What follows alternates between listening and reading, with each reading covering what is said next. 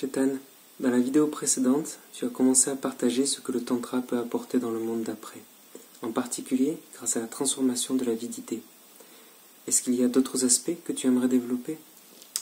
Oui, Lucas, je te remercie beaucoup. Un autre aspect pour moi important, c'est comment le Tantra peut aider dans cet aspect sans doute essentiel de la transition écologique sur la planète, qui est le contrôle de la démographie. Alors peut-être qu'au départ, c'est pas évident de dire Tantra, démographie. Pour moi, il y a un lien essentiel, et pour ça, je vais donner un petit peu un background, un arrière-fond. Qu'est-ce qui s'est passé au cours des 2 ou 3 millénaires de l'histoire connue de l'humanité, sachant qu'elle est bien sûr beaucoup plus ancienne, mais on connaît à peu près 3 millénaires, c'est que les principales religions chrétiennes, mais pas seulement, ont encouragé la population à avoir des rapports sexuels essentiellement dans un but de procréation. En gros, le sexe c'est mal, c'est pas terrible, mais si c'est pour procréer, ça va, vous pouvez y aller. Et ça a fonctionné. Et plus les progrès de la médecine et de la science ont commencé à croître, plus la population s'est développée, au point où maintenant on est presque 8 milliards sur Terre, et c'est beaucoup. C'est beaucoup, surtout avec les conséquences écologiques de la consommation humaine. Qui dit consommation dit destruction de l'environnement.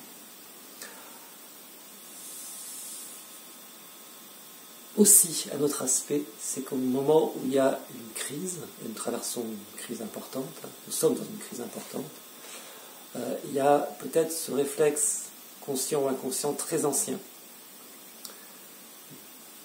de développer la race humaine, de faire plus d'enfants.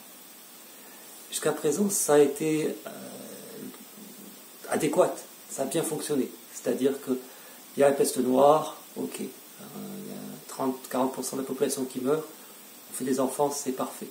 On traverse une guerre mondiale où il y a 50 millions de morts, après il y a le baby boom, c'était aussi adéquat. Mais actuellement, par rapport à la crise écologique, faire plus d'enfants, c'est complètement l'opposé de ce qu'il est important de faire. Ce qui est important, c'est de freiner la production d'êtres humains sur Terre. Et ça va à l'encontre des enseignements des religions traditionnelles, ça va à l'encontre du réflexe inconscient de procréer en temps de crise. Et pour moi, le Tantra apporte une réponse dans le sens d'amener une plus grande conscience dans notre sexualité, dans notre énergie sexuelle. Et cette plus grande conscience peut être utilisée pour, non pas créer plus d'enfants, mais pour créer une plus grande vie en nous-mêmes, un renouveau de la vie en nous-mêmes. Une approche tantrique et taoïste aussi se servent de cette énergie racine puissante, notre sexualité, pour qu'elle se diffuse dans notre corps, qu'elle se diffuse dans ce qu'on appelle la shushumna, l'alignement dans nos chakras, qu'on appelle aussi la flûte intérieure. Donc, ne pas garder cette énergie racine au niveau du sexe et la projeter à l'extérieur dans un but de procréation conscient ou inconscient, mais s'en servir pour avoir une puissante énergie vitale qui circule en nous, dans tout notre corps, dans toute notre flûte intérieure, de la terre vers le ciel, et qui nous apporte plus de vie, plus de présence, plus d'amour aussi.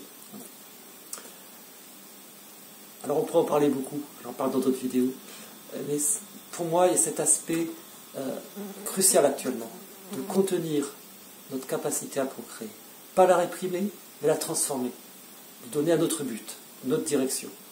Et en ce sens, le Tantra peut jouer un rôle essentiel.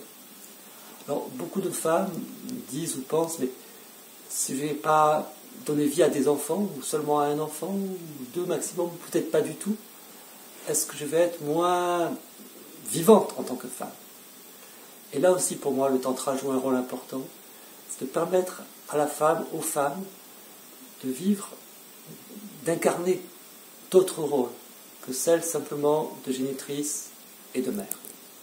Ou exprimer l'énergie qu'on appelle dans la langue de l'Inde, on connaît Ma Anandamayi, par exemple, cette énergie féminine, toutes les les magnifiques qualités du féminin sacré, peuvent s'exprimer dans cette vision tantrique autrement qu'en étant mère d'enfants physiques. On peut être dans cette énergie Ma en étant dans son rôle de guérisseuse, dans son rôle d'initiatrice, dans son rôle, je pense plus largement, de renouveau de l'économie dans un sens plus social et solidaire, comme pilote de la transition énergétique, de la transition écologique. Plein de rôles où le masculin a échoué. Le masculin dans son rôle, dans son côté agressif, conquérant, a amené l'humanité au bord du chaos et peut-être de l'annihilation. Donc pour moi, c'est important que la femme déploie ses talents, son énergie spécifique, prenne les commandes quelque part, et que le masculin se mette au service du féminin, et non pas dans la domination du féminin. Donc les femmes peuvent vraiment prendre leur place, expandre leur énergie, à travers d'autres rôles que celui de mère, au sens de procréation, mettant le rôle de mère dans l'énergie de mère, au sens de prendre soin de la terre, et affirmer cette place prépondérante maintenant, qui est absolument indispensable de prendre pour le féminin. Donc dans tous ces aspects, il me semble que le tantra peut jouer un rôle non seulement important, mais peut-être décisif.